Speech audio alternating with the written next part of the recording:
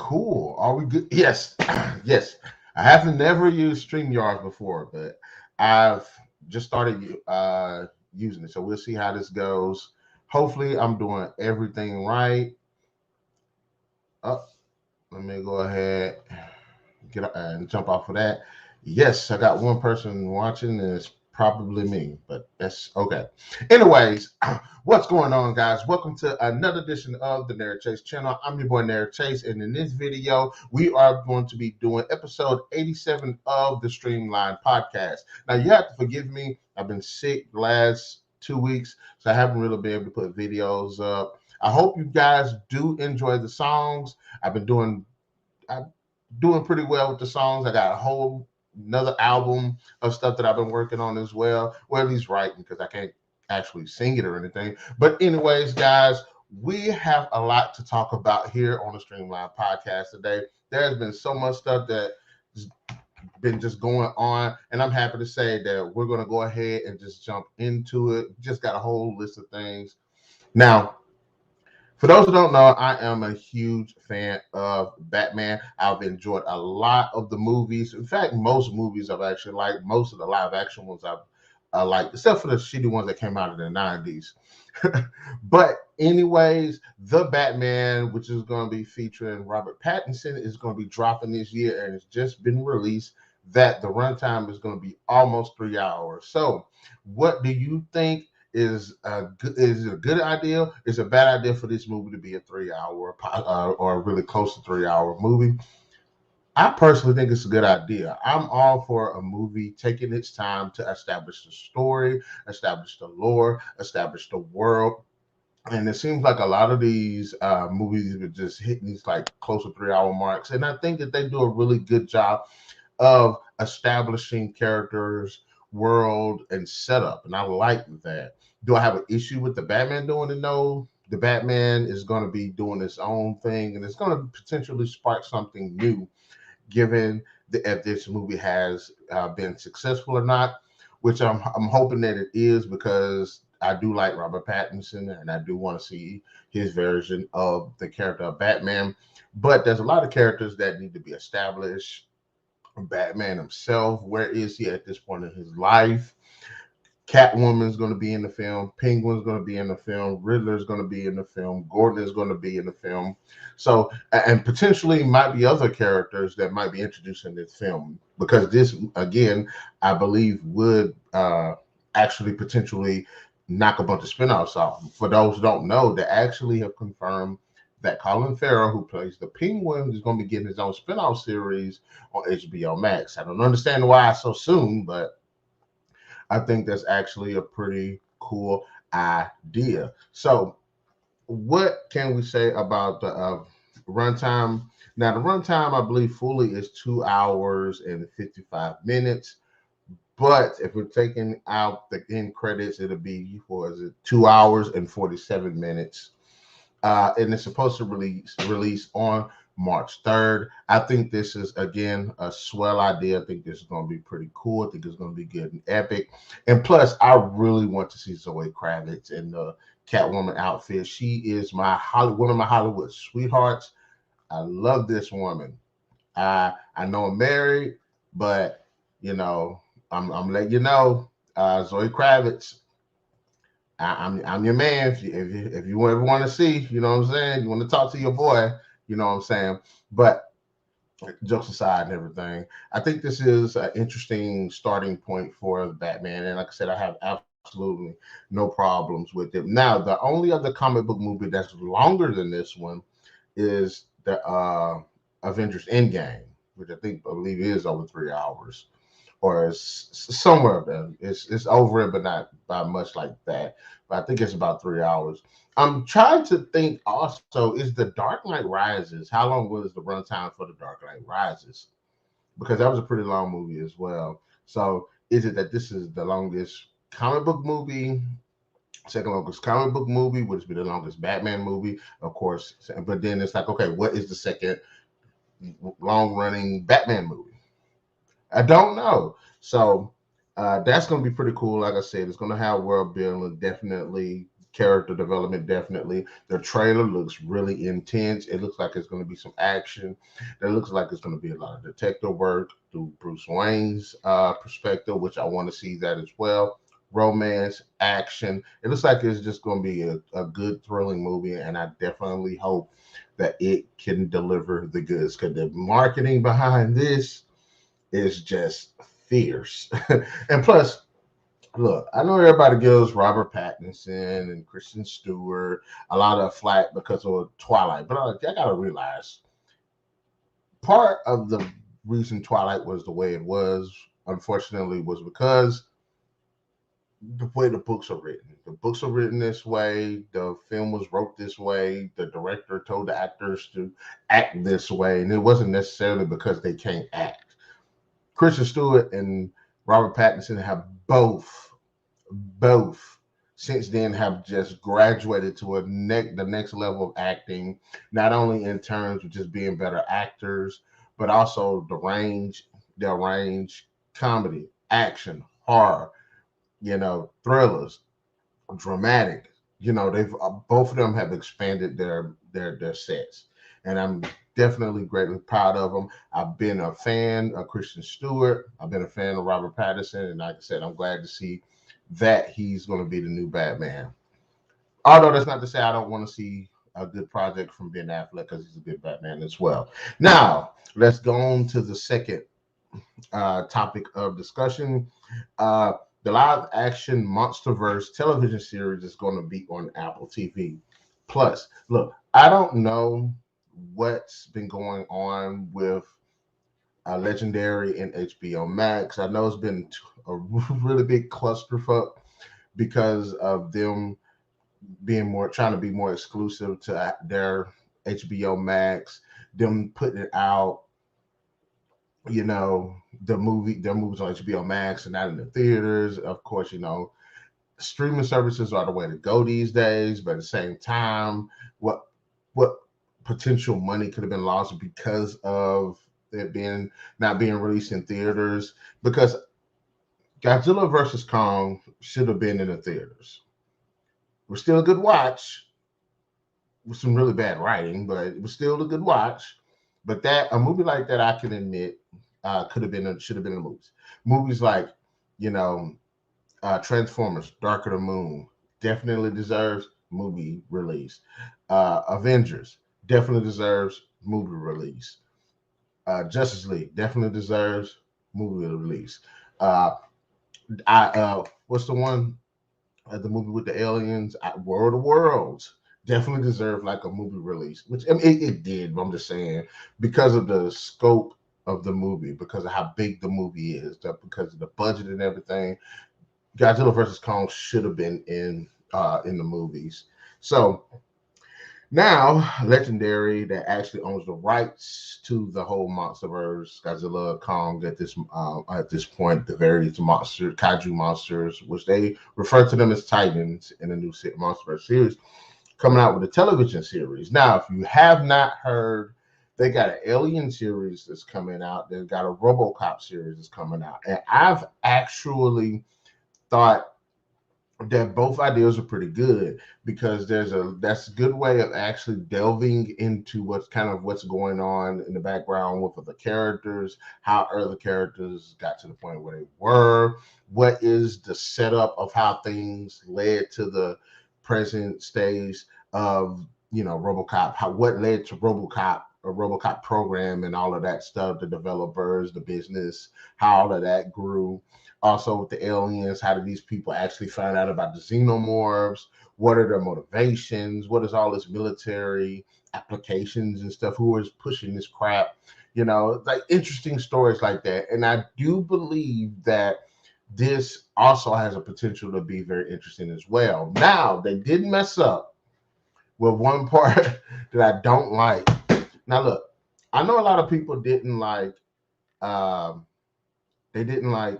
the family in the first Godzilla movie, Godzilla 2014, because they said that the focus was too much on the characters, not enough on the monsters. I disagree. I think it was on the characters enough and on the creatures enough, especially since it was the first movie.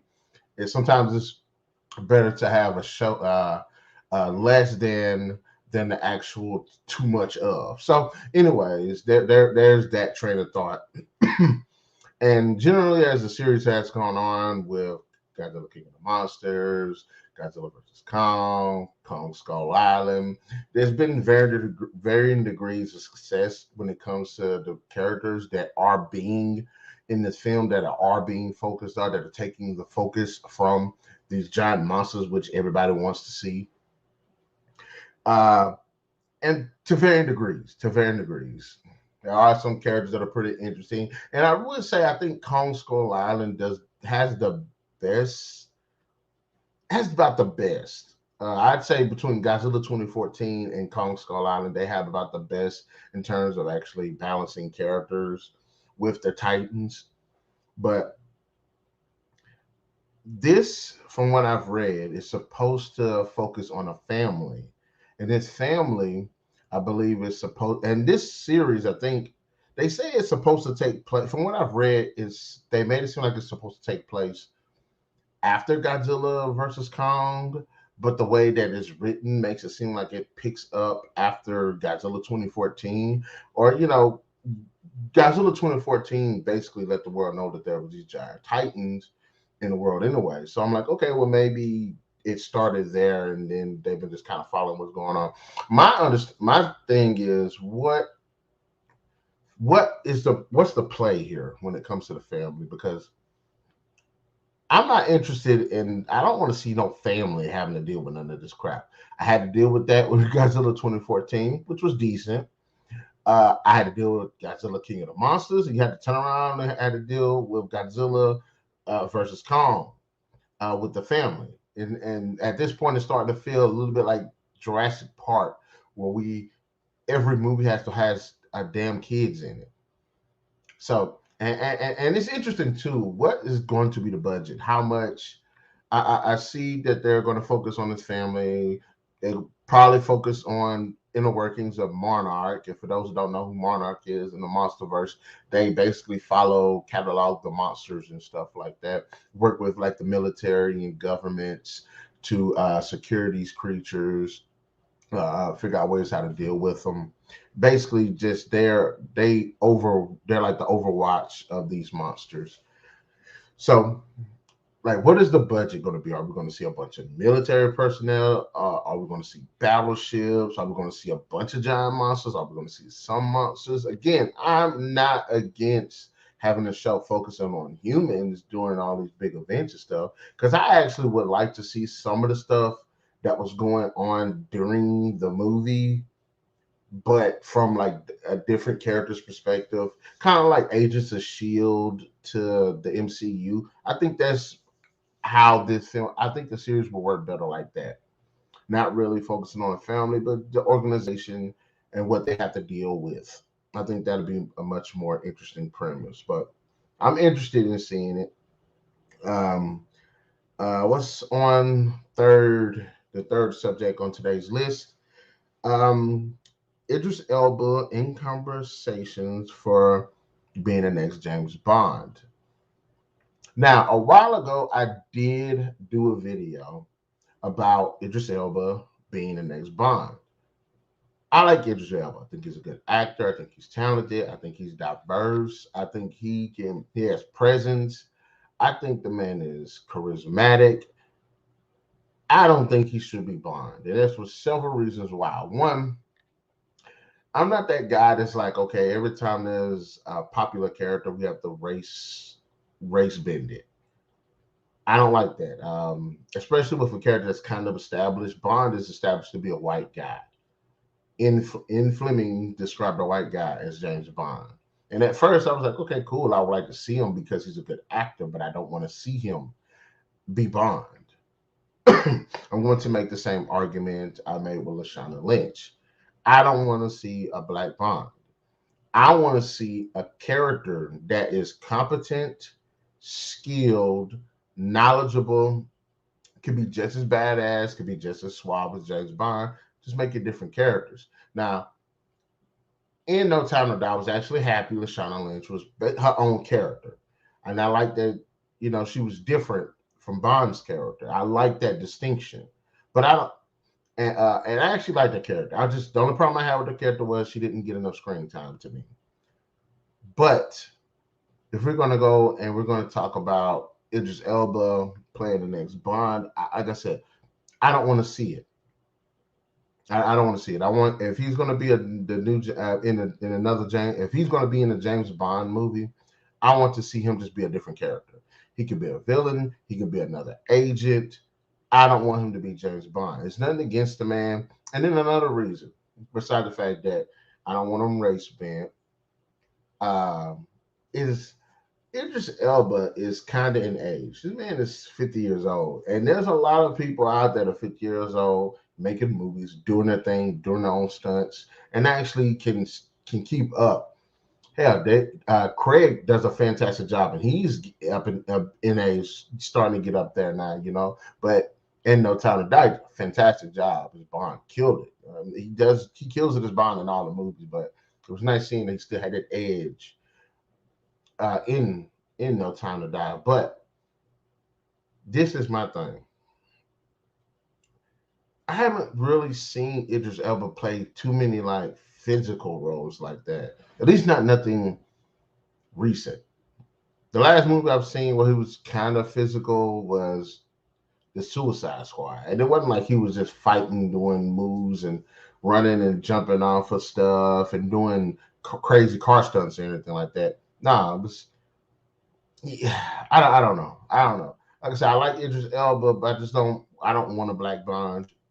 Make him a totally different character. Hell, what is the one James Bond movie where he went to Jamaica and had like the voodoo people that he had to deal with? And I'm like, if you want to make him the villain of that, fine. If you want to make him a new original villain or maybe a remake of those, because Christoph Waltz ended up playing what is it?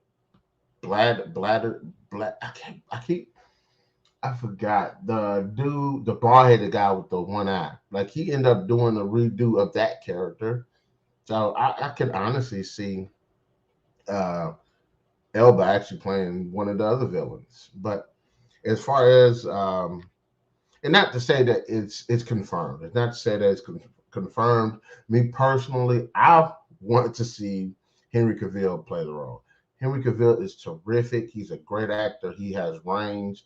The man played Superman very well. He played Geralt very well. He played Sherlock Holmes very well. So I would like to see him play James Bond. I mean, he did play a spy in this movie called The Man from U.N.C.L.E. And he also played in the Mission Impossible movie, Mission Impossible Fallout. So I would actually like to see him play Bond. I think he's young enough, he's fit enough, he's hungry enough, he's got that energy, he's got presence. I think he can do the character as well. Now there have been other people that people have been just throwing in the pot. Idris Elba they've been talking about him for a while, but Tom Hiddleston, I can actually get behind him. I just want to see him do more physical work, but I actually kind of get behind him. But they're talking about Tom Hardy. No, I don't want to see Tom Hardy play a Bond. I do not. Tom Holland, I don't really want to see him play a Bond either. I don't see it. I don't see it. He's still got that baby, that young kid phase. And it's like, okay, so if he was like in the military or something before he becomes Bond, I could kind of see Tom Holland as the prequel Bond. But as far as like a fully established Bond now, no. Mm-mm. And The Rock had the nerve to say he wanted to be Bond. Damn that. So I don't want to see Idris Elba as Bond. Just have him play a different character. So, all right. Let's get to one of the big things that's been happening over the last couple days. Of course, Microsoft bought Activision and Activision Blizzard. Now, Microsoft has been making some moves lately. They are basically pulling the Disney at this point. Disney, if you didn't know, bought Star Wars, bought Marvel, bought Indiana Jones. I think they bought Fox. I think they just bought Fox too. I think it's something like that, but I think they bought Fox as well. Um, so of course they is just trying to get it when it comes to movies and television and stuff like that. Those are some really big franchises, probably some of the biggest. But going back to Microsoft, Microsoft is actually the juggernaut in the gaming world. They have just bought Activision for $68.7 billion. That is a lot of damn money. That is a lot of damn money. But that ain't the only place that they've bought as well. They purchased Minecraft some years ago, bought Minecraft for $2 billion. Uh, Now, I would say that's saying something, but Minecraft, if you think about it, is one game. Activision Blizzard has a bunch of games, so it kind of it makes sense.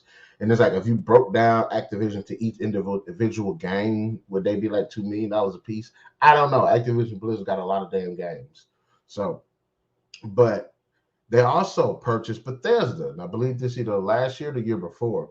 Bethesda has some of my favorite series: Doom, Dishonored, Fallout, Elder Scrolls. All of that is under the Microsoft banner as well. Bought Bethesda for $7 billion. $7 billion.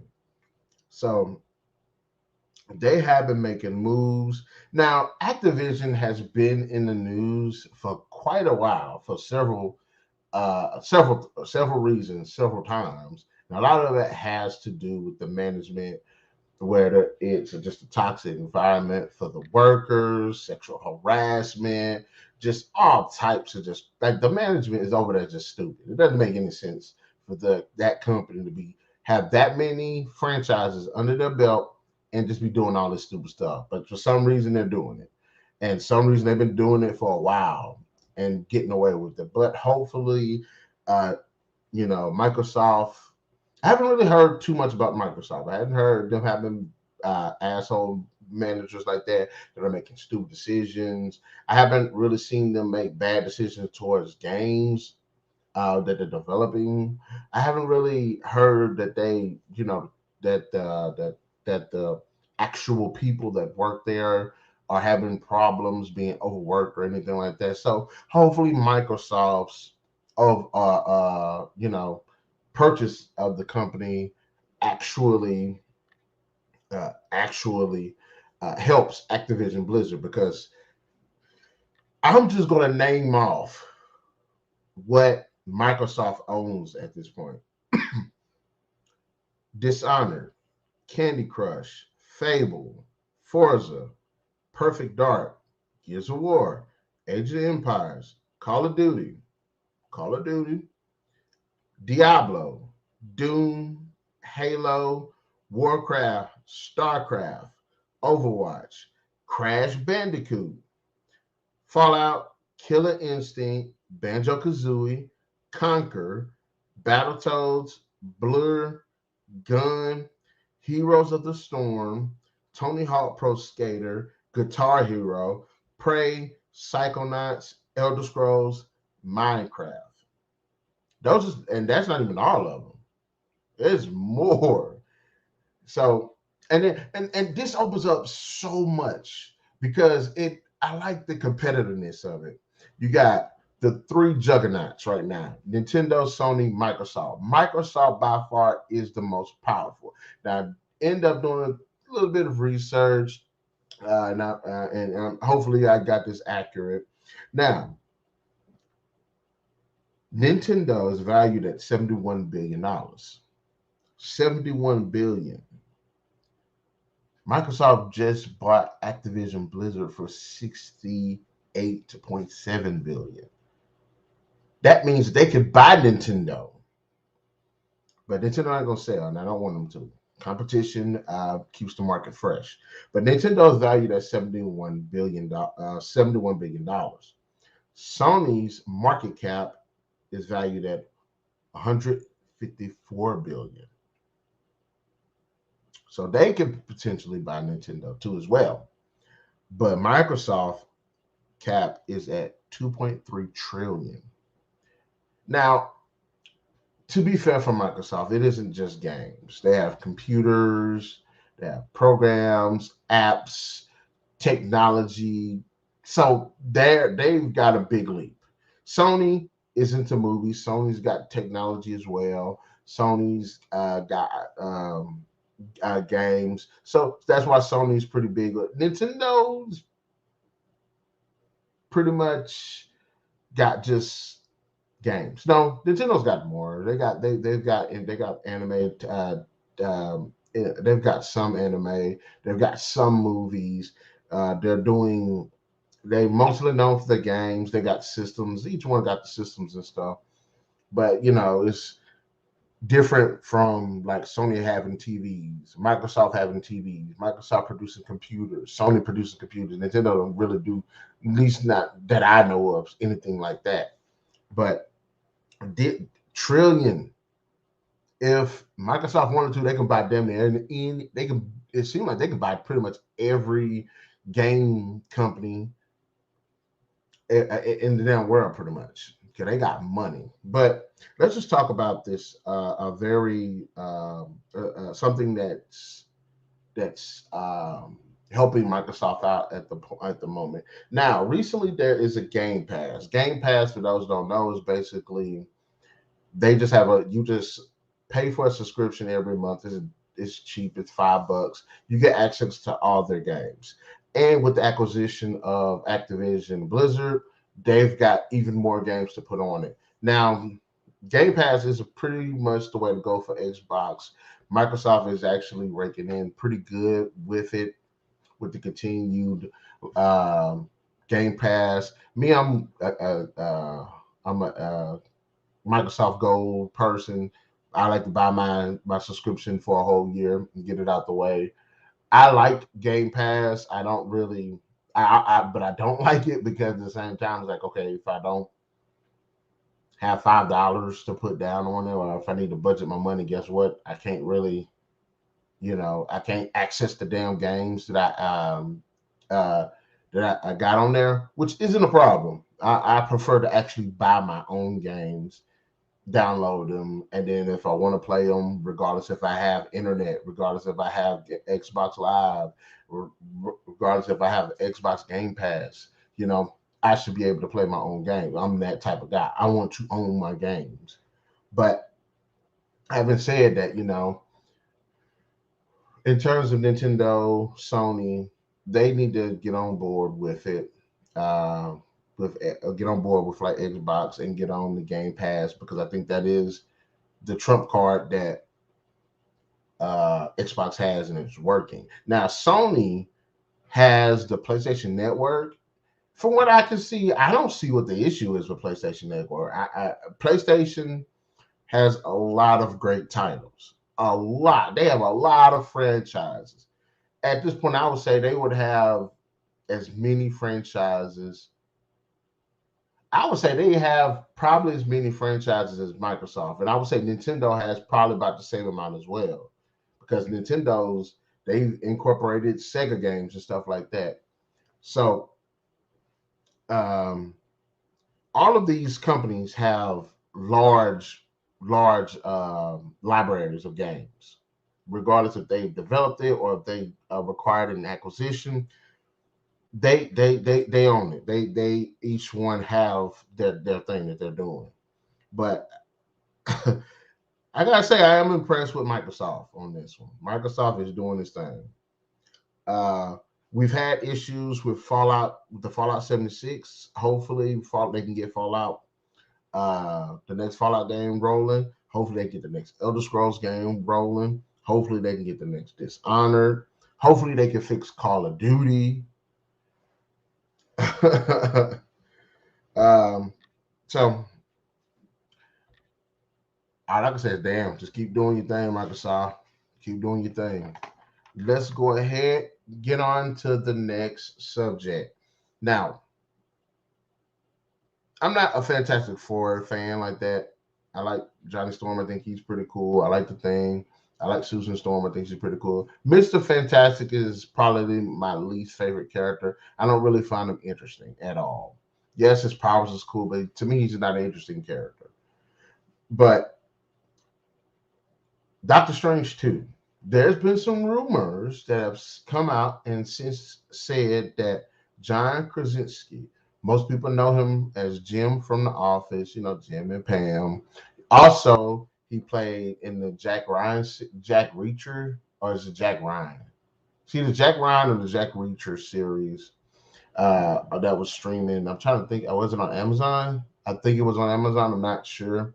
And also, he played one of the main characters in A Quiet Place. And he's currently married to Emily Blunt. And he has been rumored to be he's rumored to have played some sequence, some scene as Mr. Fantastic in Doctor Strange in the Multiverse of Madness.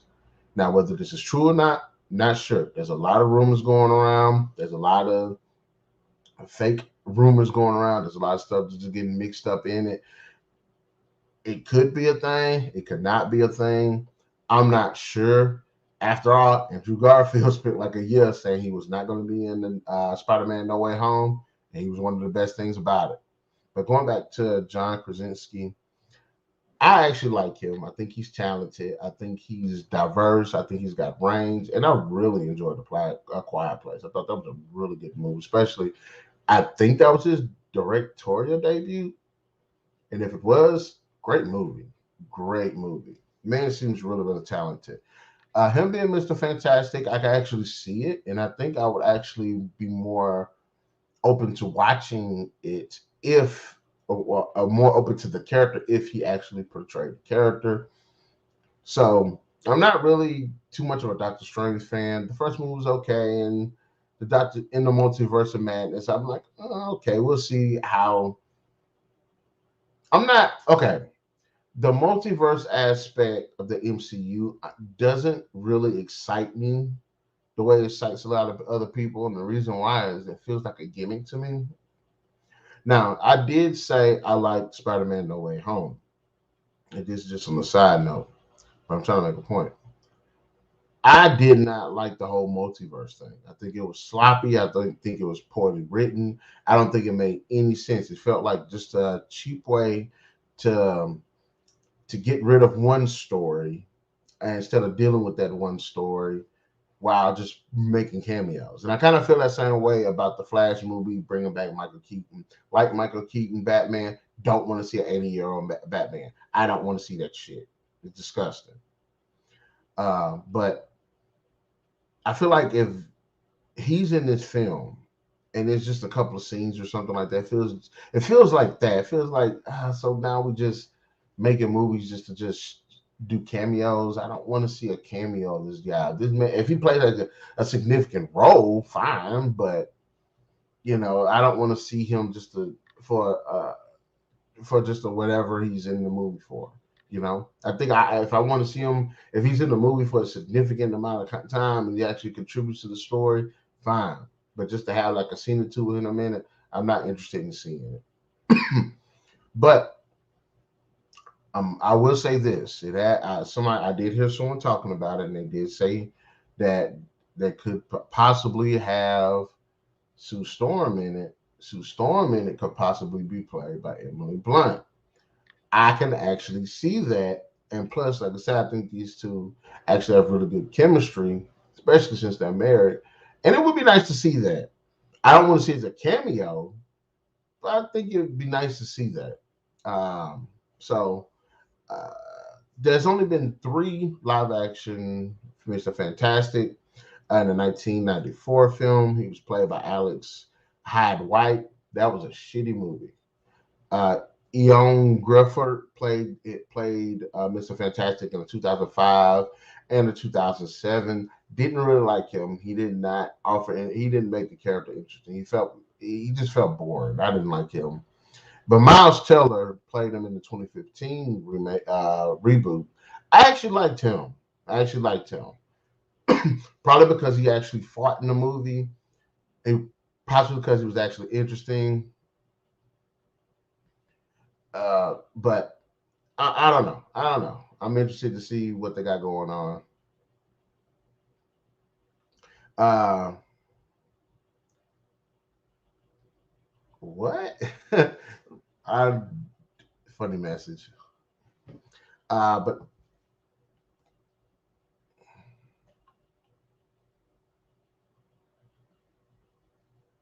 I don't know. I don't know. But let's go ahead and continue on with it. The teaser trailer for the Lord of the Rings television series dropped, and I have some thoughts about it. Now, the title of the series is called Lord of the Rings: The Rings of Power. I think that's actually pretty dope. I think that makes sense. I think it's pretty cool. It's set in the second age when the rings were created. And when you watch the Fellowship of the Rings film, there's this fight scene that was set in the second age where man and elf were fighting the orcs and all of that stuff. This is basically what happens. I think this is what's leading up to that. And if it is, cool. Now I'm not watching. I could not help but do this, and I feel bad for it, but I couldn't help but do this. It's showing someone was smelting or whatever, and they were pouring the liquid, the fire, the molten metal into the thing what they were creating, whatever weapon they were creating. And it looks like the way it's designed looks like a land, but it's interesting how they do it. It looks like a land. Like there's a part where it looks like a canyon splitting two lands with smoke, making it look like fog and stuff or mist and stuff. Thought it was pretty cool. I actually thought that was pretty cool. But it's actually them a blacksmith making a weapon. But I could not help but just hear Game of Thrones. I'm like listening, watching it, and I'm like, and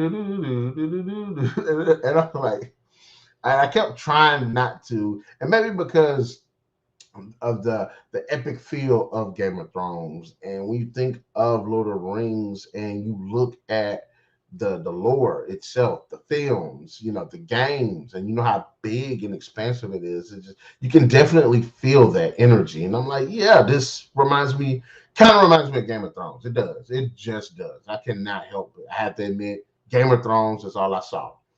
Uh, and plus, on the ring, there's an inscription on the ring that says the ring to unite them all. Well, there's an extended cut of it, and Galadriel, the elf queen, she recites it. I thought that was actually pretty interesting as well. It was actually pretty cool. And I think it's something that's actually like an original thing for the television series. But I think it would be awesome if they just utilize that as canon as well. I think that would be something pretty cool and not made up. But as far as the teaser trailer for Lord of the Rings, Rings of Power, I enjoyed it. In the comment section below, guys, let me know what do you think about that. Let's go on to the next subject. Batgirl. First look. I'm on the fence about this because look, okay, Leslie Grace. Have nothing against the woman. I haven't even seen anything with her in it.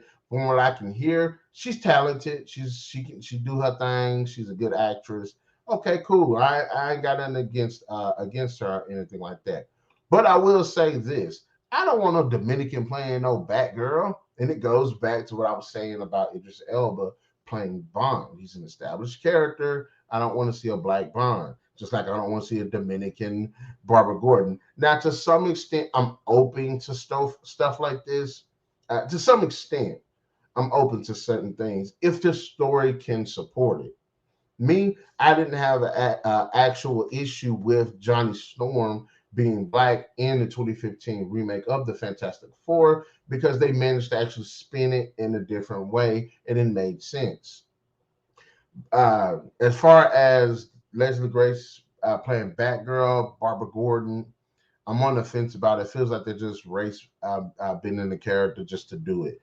I don't think they have a decent way of just doing it, explaining it outside of that. So I got nothing against the girl, but I just don't want to see a Barbara Gordon that ain't white.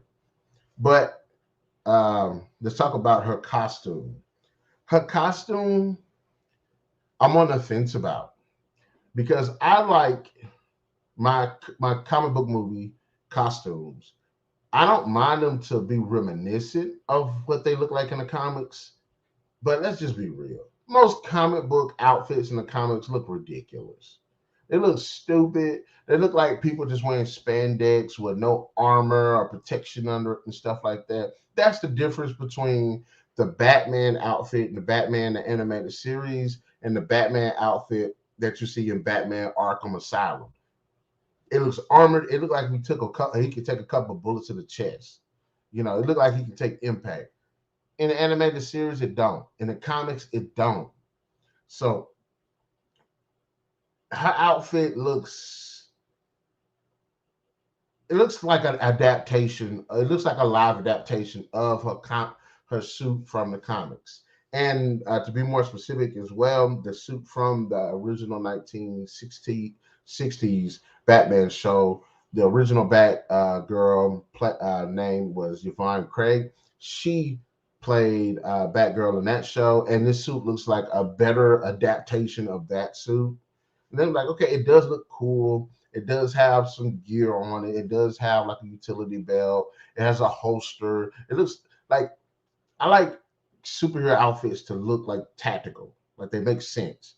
Batgirl, as much as I hate that show, as much as the worst show in history, some instances of the Batwoman costume actually look really good. I remember when I first saw Batwoman's costume, and I was like, it actually looks decent.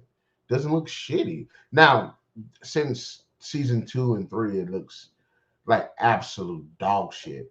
But the original costume didn't look bad. Again, going with the costume for Batgirl, it it looks decent. It just doesn't look like a believable superhero outfit. That's what I'm saying. And like I said, Michael Keaton's supposed to be in the movie, I believe, and he's supposed to be. I'm thinking he might be a mentor, and I'm thinking, okay, so the Flash movie reintroduces Michael Keaton's Batman, and then Batgirl is kind of like his protege in the Batgirl film. I'm thinking that. I'm not saying it is. If it is, it is. If it isn't, it isn't. But I think that's the way that they can go with that. So again, I'm on the fence about the outfit. I'm on the fence. You got people that'll like it because it's directly ripped from the comics, but she's supposed to be a bat. So, light shining in the good God. Look at all that light. Oh, but anyways, I just have an issue with it because it just does not look tactical. It doesn't look believable. Some people will like it, some people won't. I actually like the X-Men costumes from the movies. I think the ones in the cartoons or in the comics are decent, but you can't wear that in real life. It doesn't look good. When they did the same thing with the Avengers, a lot of the outfits from the comics I thought was stupid. Iron Man looked dumb. I don't care what nobody says. I get that's the way they drew the character. At the same time, it just looks dumb. But in the movies, they managed to straighten out all of that. It was actually done pretty well. I've liked those outfits. Hawkeye, the original outfit looks stupid. The one that came with the movies, the new 52, not new 52, the new Ultimate Marvel Universe, whatever it's called, looks better. So if this Batgirl actually was wearing the Batgirl outfit from the Gotham Knights game, I would be more for it. But just like now, if you think about it, it's not tactical. It's purple, which and it's got yellow in it and stuff. And it's like somebody flash a light on, they're gonna catch the light. They're gonna know she's there. So, but then again, that same thing could be said for the comics as well. So I don't know. Moving on. Subject number 8. Number 8, we're going to be talking about Star Wars Bo-Katan series, supposedly in the pipe down the pipeline. Look, Disney Plus is just throwing out a lot of shit right now, but between Star Wars and Marvel, they don't know where the hell they're going, and their what is it? Their original series and movies and stuff like that. Between them three things, Disney's just going all out.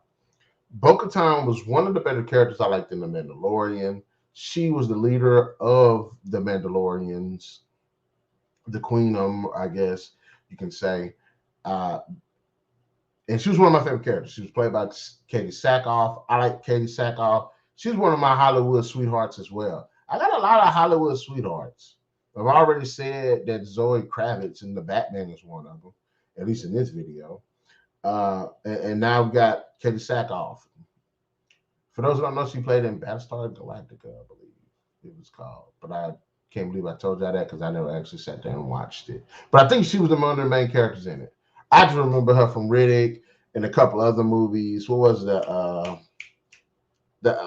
dang, what is that movie? It starts with an O, and it was about a haunted mirror. That was a really good movie. And I've seen her in other movies and other television shows and everything. Now, Bo-Katan was introduced in the Clone Wars animated series and then later returned in Rebels, both of which Sackhoff originally voiced until she got her live adaptation debut in The Mandalorian. I'm not sure if she's in the Book of Boba Fett. I haven't seen it yet. But since we're doing all this Mandalorian stuff, hell, we got 2 series. Why not make it a third one about the Mandalorians? I would be somewhat interested in seeing Bo-Katan series, but because she's a side character in Mandalorian and maybe Book of Boba Fett, again, I haven't seen it. I don't know if she's in it or not. I think between those 2 series, let her have her shine in those 2 series. And then if the reception is still good enough after that, season 3 of The Mandalorian, maybe season 2 of Book of Boba Fett, then proceed with her having her own series. Like I said, I actually like the character. But like I said, Disney has a bunch of Star Wars stuff that's coming out. They had the Bad Batch come out. They got the Ahsoka series coming out, which I'm interested. Ahsoka was played by Rosario Dawson. Actually, a really good cast, in my opinion. But also the Obi-Wan series with Ewan McGregor reprising his role. You got Christian Haydenstead, whatever, however to say this guy's name, reprising his role as Vader. So Bo-Katan, I'm actually interested to see more of. Just not sure if she's actually going to get her actual live action series. If she does, be cool. I actually like the character. If she doesn't, I would like to see her presence at least be more prominent in The Mandalorian and Book of Boba Fett. So that's my thoughts on that. Now let's go on to ninth subject. Man, I'm churning them out today. That's all right. Real Steel series coming to Disney Plus. Now, Real Steel is based on a book. I cannot remember the person that wrote the book or the name of the book, but I can say I did enjoy the movie. Really enjoyed the movie. I thought the idea was really cool. The execution of it, the fights, the robots, but also beneath all of that, just the relationship between his father and his son. I thought that was captured well enough. I'm actually interested in a television series, and hopefully this is a continuation.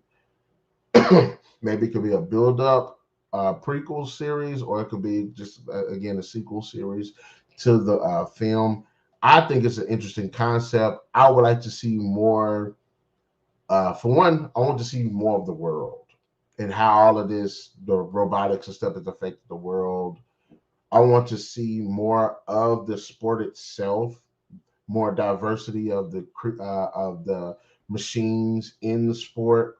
Hopefully, I'm actually interested to see if there are other sports that they're actually a part of that they've done as well. Like, has it simply just taken out like UNFC, boxing, wrestling? Like I want to see more diversity of how this is utilized. Also, I want to see if Hugh Jackman is going to return, if Liv Tyler is going to come back. Like, I want to see more of this stuff. I want to see more of the underground. Anthony Mackie, is he going to come back?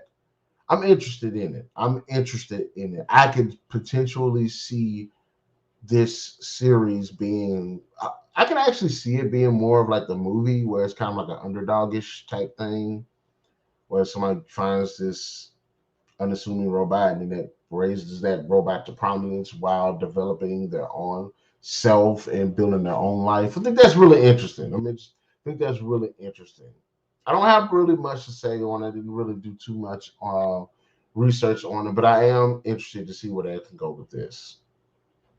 Coming in, number 10, subject number 10, the Raid remake is coming to Netflix from Michael Bay.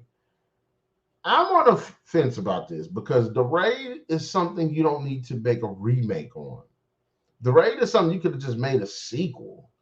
I don't understand why the hell Hollywood is always picking movie franchises that don't have like a direct overarching story like that and then remaking it and rebooting it. But it's like it doesn't make any. It's like if you watch not The Ring, The Grudge. Why did they reboot The Grudge? You could just made a continuation. Hellraiser. Why does they remake? Why are they rebooting Hellraiser? Make a continuation. Even if the continuation, well, no, because I don't like those types of. I don't like a lot of those continuations either. But I guess if the movie series is shit enough, you can do it. And what I mean is like Halloween, the newest movies, they're following directly after I think the first two, and they disregard the rest of the series. So I'm like, I wouldn't want them to do a raid that omitted the second film. But like just in general, I don't understand why they're rebooting this, why they're remaking it. You could just told the story with somebody else, same circumstances, just better fights. And since it's Michael Bay, explosions, lots of explosions. But I don't think Michael Bay isn't directing it. It's going to be directed by Patrick Hughes, who directed The Hitman's Bodyguard. Didn't watch it. I heard it was decent. I heard it was pretty good. So Michael Bay, gosh, what was that name? Michael Bay will be producing the film, along with Gareth Evans, who wrote and directed the original 2011 The Raid Redemption. I finally saw that after years, and hearing people say it was a good movie. That's a good ass damn movie. If you want to see ass whooping for like an hour, 30 minutes straight, a movie doesn't, but people either getting shot or getting their ass kicked, watch The Raid Redemption. That's a good movie. Now, I haven't seen the sequel, which was that came out in 2014. But again, as I was saying, I would rather them make a continuation and not a remake, because the remake is going to reboot. It's going to be the same damn thing. Yeah, you go put a slight spin on it. It's going to be the same damn thing, and I don't understand why they would do that. But and Michael Bay, I don't hate Michael Bay. I do think that he's good with the way stuff looks, but underneath sometimes it isn't as crisp as it could be, because he's so focused. He's so used to doing things on the way stuff looks. The Transform movies look good. Most of I say 95 to 99% of the movies are just, the way they look is just, they just kill it. He just kills it. It's just a story, the writing, the characters, the acting, the dialogue and stuff. He just he always takes that out. And if I want to see a fight scene, shootout with explosions and stuff, he's the man. He's the man. Outside of that, don't call him. He's an action guy. And I get why you would potentially do something like this. The Raid is an action. It's straight up action. And I sat there watching. I was like, damn. So I'm interested. I'll give him that. I'm interested because The Raid is a good movie. I still need to see the sequel. Netflix is decent. Michael Bay, he's hit and miss. But going on to number 11, let's talk about The Boys Season 3, first look and release date. Now, it has been said that the release date is going to be on June 3rd on Amazon. And let's talk about the trailer. The trailer is basically Starlight and Homelander just standing there taking pictures. And oh my gosh, does Anthony Starr do a damn good job of giving that weird, insane look to his character. it is just uncanny how you can see that beneath that smile in his eyes, the subtle twitches of his muscle, that man is unhinged. And he undoubtedly deserves an award for that performance. He makes Homelander is one of the biggest, most hateful assholes in like TV history. But he does a great job of making the character interesting. The show makes a good job of making the character interesting, and he just makes the character. He just does just such a fantastic job of just portraying his character. The subtle looks in his eyes, the shifting of his head, just the smiles he has. That the smile that you can tell is like he's dangerous. The man is fucking insane. Just the trailer makes it seem like he's just completely unhinged. And based off what happens in the first season and the second season, I can see how a character like him, because he's pretty much unhinged the entire damn time, especially when things don't go his way. But he's undoubtedly one of my favorite characters. He's like, if there's my top 10 characters, he's one of the top 10. And but it's just so cool. Just that moment, you just like, this man is crazy. One of my favorite moments is in season 2 when he goes into the house looking for the kid and the wife, and he is threatening the SWAT team, and just how calm he looks. But next you see him blood and guts and stuff all over his body because he just destroyed these guys. He has some of the best moments, the most memorable moments. He's just one of my favorite characters. He's one of my favorite characters. But it isn't just him. It isn't just him. Starlight. I'm sorry, Starlight. She's one of my sweethearts as well. That is a beautiful woman. Good God. That is a beautiful woman. She's one of my favorite characters as well. She's deep. She has a lot of heart. And I really do like her. I do like the instability that she brings to the Seven through her naivete and what she believes is right. And I do like the tension that she brings with the boys as well, because she's a part of the Seven. So I like the dynamic of her character on both sides and how she affects all the characters that she's dealing with. But I'm interested because they have a new character. I've read the comics, but I hadn't finished them. And one of the characters that they're supposed to be bringing in this season is a person that's a Soldier Boy. Now, I've heard of Soldier Boy, not the rapper. Although that you is on point. But he's supposed to be the original hero, the very first hero. And I can actually say